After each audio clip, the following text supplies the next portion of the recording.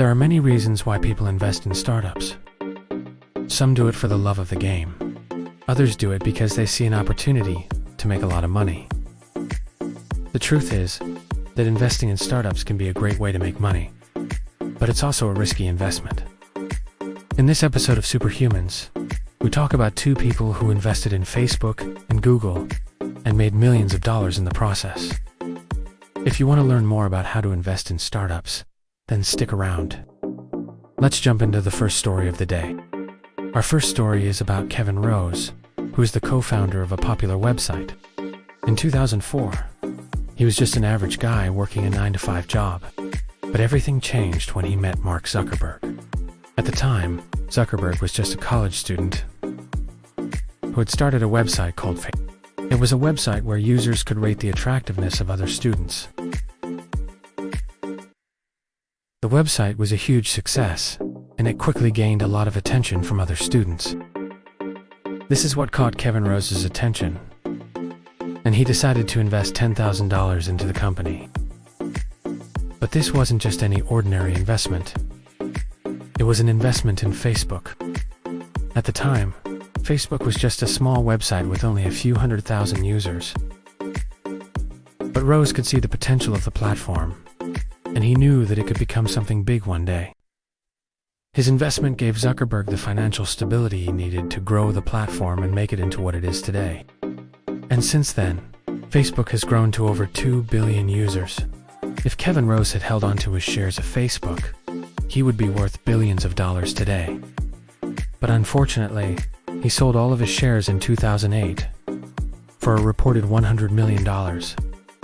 Although he made a ton of money from his investment, he also missed out on a huge opportunity.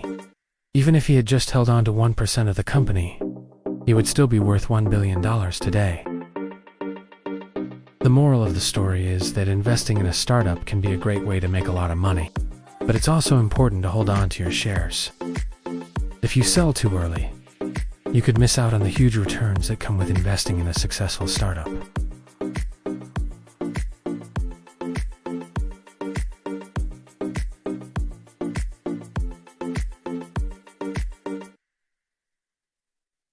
What we do here is go back.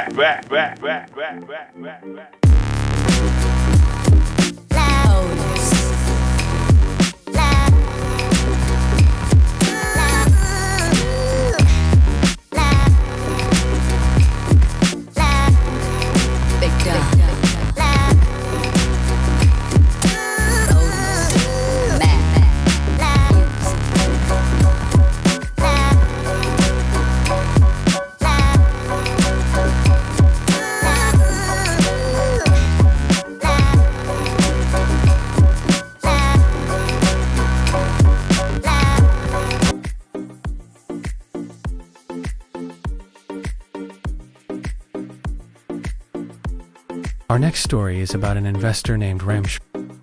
He is a venture capitalist who has invested in some of the biggest companies in the world, but his most famous investment was in Google. He was one of the first investors in Google, and he saw the potential of the search engine from the very beginning. He invested $100,000 in Google in 1998, and at the time this was a huge risk. Google was just a small startup, and there was no guarantee that it would succeed.